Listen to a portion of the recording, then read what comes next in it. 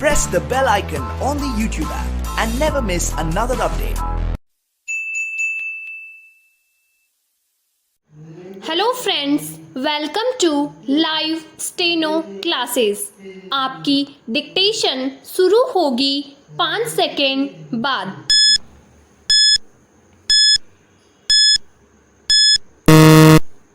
एक व्यक्ति के 3 साथी थे। स्टॉप। उन्होंने जीवन भर उसका साथ निभाया। स्टॉप। जब वह मरने लगा तो अपने मित्रों को पास बुलाकर बोला, अब मेरा अंतिम समय आ गया है। स्टॉप। तुम लोगों ने आजीवन मेरा साथ दिया है। स्टॉप। मृत्यु के बाद भी क्या तुम लोग मेरा साथ दोगे? प्रश्नवाचक। पहला मित्र बोला, मैंने जीवन भर तुम्हारा साथ निभाया। स्टॉप। लेकिन अब मैं बेबस हूँ। स्टॉप। अब मैं तुम्हारी कोई मदद नहीं कर सकता। स्टॉप।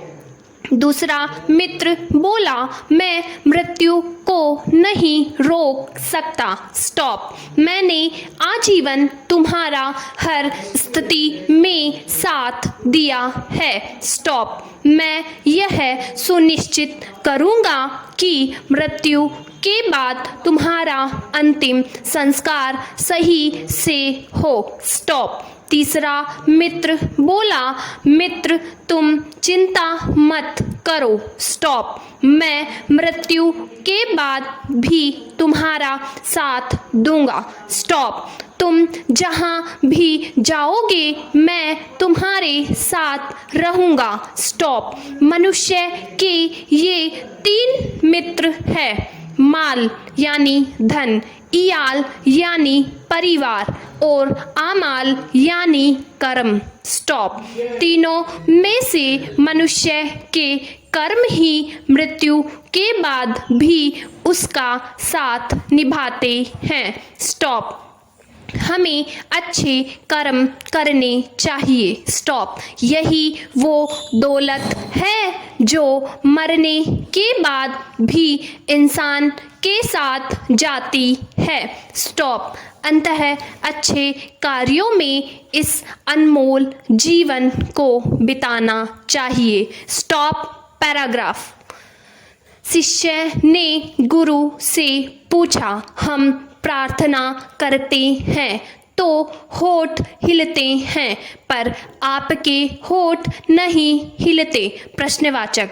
आप पत्थर की मूर्ति की तरह खड़े हो जाते हैं। आप कहते क्या है अंदर से? प्रश्नवाचक। क्योंकि अगर आप अंदर से भी कुछ कहेंगे तो होठों पर थोड़ा कंपन आ ही जाता है, चेहरे पर बोलने का भाव आ जाता है, लेकिन वह भाव भी नहीं आता। स्टॉप। गुरुजी ने कहा, मैं एक बार राजधानी से गुजरा और राजमहल के सामने द्वार पर मैंने सम्राट को खड़े देखा और एक भिखारी को भी खड़े देखा। वह भिखारी बस खड़ा था, फटे चिथड़े थे उसके शरीर पर। स्टॉप। जीर्ण जर्जर देह थी, जैसे बहुत दिनों से भोजन न मिला हो, शरीर सूख कर कांटा हो गया। स्टॉप। बस आंखें ही दियों की तरह जगमगा रही थी, बाकी जीवन जैसे सब तरफ से विलीन हो गया हो। स्टॉप। वह कैसे खड़ा था यह भी आश्चर्य था। प्रश्नवाचक। लगता था अब गिरा तब गिरा। सब सम्राट उससे बोला, बोलो क्या चाहते हो? प्रश्नवाचक। उस भिखारी ने कहा, अगर आपके द्वार पर खड़े होने से मेरी मांग का पता नहीं चलता तो कहने की कोई ज़रूरत नहीं। स्टॉप। क्या कहना है? प्रश्नवाचक। और मैं द्वार पर खड़ा हूँ, मुझे देख लो, मेरा होना ही मेरी प्रार्थना है। स्टॉप। गुरुजी ने कहा, उसी दिन से मैंने प्रार्थना बंद कर दी। स्टॉप। मैं परमात्मा के द्वार पर खड़ा हूँ, वह देख लेंगे। स्टॉप। मैं क्या कहूँ? प्रश्नवाचक। अगर मेरी स्थिति कुछ नहीं कह सकती तो मेरे शब्द क्या कह सकेंगे? प्रश्नवाचक।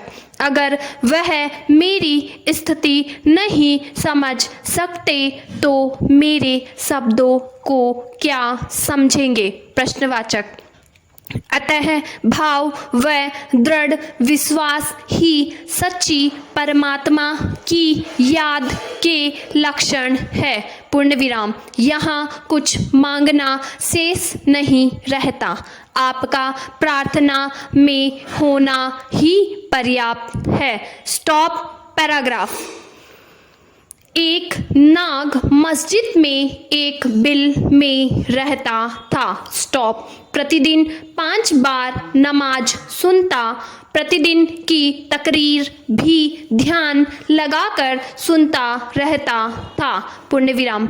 एक दिन उसका मन हुआ, नमाज की इतनी महिमा है तो एक दिन नमाज पढ़ ही लेता हूँ, शायद मुझे भी जन्नत मिल जाए। स्टॉप।